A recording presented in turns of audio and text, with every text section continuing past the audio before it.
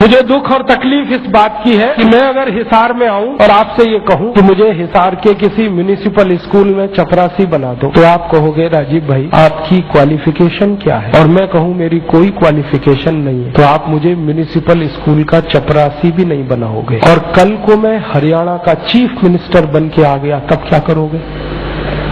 उसी zero qualification पर मैं हरियाणा का अगर चीफ मिनिस्टर बनकर आया तो आप मेरे गले को मालाओं से लाद दोगे और जिंदाबाद इतनी करोगे तो सारा शहर बहरा हो जाए। ये विडंबना है हमारे देश की।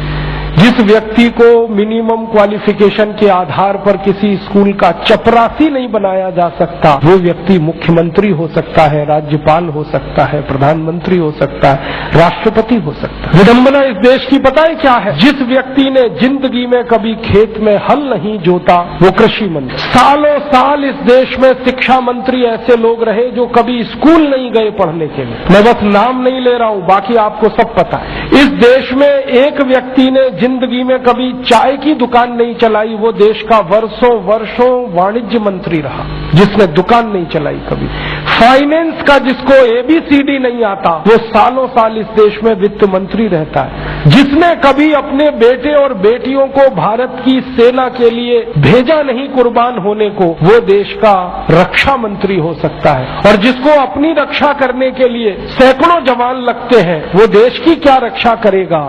सोचो आप। जिस व्यक्ति को जिंदगी में कभी विज्ञान और तकनीकी का अंतर पता नहीं है वो साइंस और टेक्नोलॉजी का मंत्री हो सकता है, और जिसको इनमें से कुछ भी पता नहीं है वो प्रधानमंत्री हो सकता है। इससे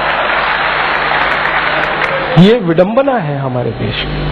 अज्ञानी व्यक्ति ज्ञानियों पर शासन कर सकता है, और हमारे शास्त्रों में कहा गया है, वेदों में कहा गया है कि अज्ञानी व्यक्ति जब ज्ञानियों पर शासन करे तो समझ लेना देश और समाज का बंटाधार ही होना है। हमारे देश में यही हो रहा है। हर अज्ञानी ऐरा गहरा नत्थू खैरा जो किसी नेता की चप्पलें उठाता था, जो किसी के जूतों में पॉलिश करता था, जिसने कभी किसी नेता के घर में रोटियां बना के खिलाई, वो राष्ट्रपति पद तक लोग पहुंचे हैं। ऐसी स्थिति हमारे देश में। उनकी क्वालिफिकेशन ही एक है कि कभी किसी बड़े नेता के रसोई में रोटियां बना के खिलाई तो राष्ट्रपति हो जाओ भैया। ऐसी बंदर बांट मची है इस देश में। और ये उस देश में जिसकी आजादी के लिए 7,32,000 लोग कुर्बान हुए हैं, उस देश में। मुझे बहुत दुख होता है, तकलीफ होती है। अभी एक सच्ची घटना मेरे साथ घटित हुई। मैं एक दिन कानपुर गया था, तो कानपुर के रेलवे स्टेशन पे उतरा। उतरने के बाद शहर में बाहर आने के लिए नीचे पुल पर से उतर के आया तो एक छोटी सी चाय की दुकान थी। उस पर एक बेटी और एक माँ और एक छोटा सा बेटा आपस में बात कर रहे थे। वो क्या बात कर रहे थे? वो कह रहे थे, माँ हम गरीब क्यों हैं? तो कान में मेरे शब्द पड़ गए। मैंने कहा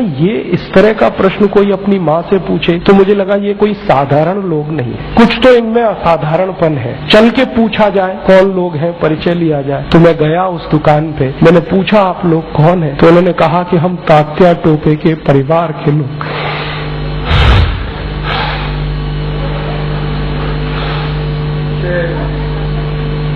हमारे देश में तात्या टोपे के परिवार के लोगों को चाय बेचनी पड़ी और गद्दारों को सिंहासन मिले। ऐसा ये देश हो गया। जिन लोगों ने तात्या टोपे को मरवाया था वो इस देश में मुख्यमंत्री रह चुके हैं, आपको मालूम है। और एक एक राज्य के नहीं, 2-2 राज्य के मुख्यमंत्री रह चुके हैं। तात्या टोपे का गुप्त पता जिन गद्दारों ने अंग्रेजों को बताया था, उस खानदान के कई लोग इस देश में मंत्री रह चुके हैं। झांसी की रानी लक्ष्मीबाई को जिन्होंने मरवाया था वो इस देश में मंत्री रह चुके हैं। और तात्या टोपे जिन्होंने जवानी लगा दी देश के लिए, उनके परिवार के लोग चाय बेच रहे हैं। ये देश है और ये अब बर्दाश्त नहीं होता, और ये बर्दाश्त होना भी नहीं चाहिए किसी